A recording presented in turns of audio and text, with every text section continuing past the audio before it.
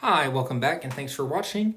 So today we're making spicy chicken sandwiches with french fries. So you're going to want to do, if you have any leftover pickle juice or pickle juice at all, you're going to want to soak your chicken breast for about 15 minutes in the pickle juice.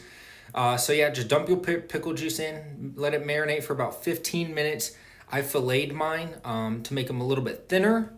Next, I said I was going to be making some french fries. So you're going to want to lay your potato down, cut it the long ways to get long strips like this. And then you're going to do the same thing again. Lay your potato flat, cut them however thick you're going to want them to be.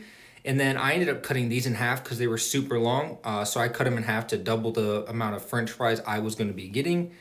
Next, you're going to want to soak them into cold water. It basically just takes the starch out the potato to make them crispier. So you're going to want to soak them for about 45 minutes, minimum of 30. I did this for 45.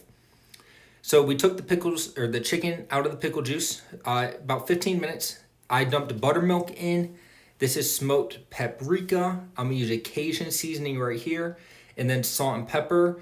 This is going to be the basically the batter we use or the marinade we use before we go to the flour. So it's going to soak in this the same amount of time as your french fries. So try to do this at the same time to line it up. So it's going to soak in this buttermilk and seasoning for 45 minutes as well. Like I said, minimum of 30. I just did it for 45 because that's basically recommended. But minimum of 30. I didn't want to go longer than an hour, so I did 45 minutes. So you're just going to want to mix it all in and basically let them sit there for the 45 minutes.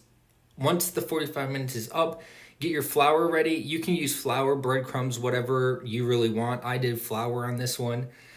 So basically, go ahead and mix it into the flour to get the breading ready. And then next step is going to be frying. I butterflied these as well to make them a little bit thinner. You can always beat them, but for saran wrap around it and kind of like beat it and hammer it down. I just cut it in half, easiest way for me. So I'm using vegetable oil as well. I think you want your oil temperature around 375 to 400. I didn't have a thermometer, so I was just let it heat up and wait.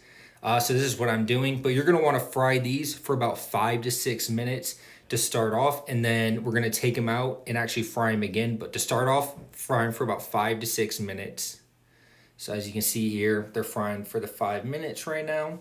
And you're going to want to take them out, put your french fries in to fry for 5 to 6 minutes as well. Let those rest. They're going to go right back in for another 2 to 3 minutes. So once they fry for another 2 to 3 minutes, take them out, put your french fries back in for another 2 to 3 minutes. They're going to end up super crispy like this one. Really good, crispy on the outside. And then it was kind of fluffy on the inside, which is what I wanted.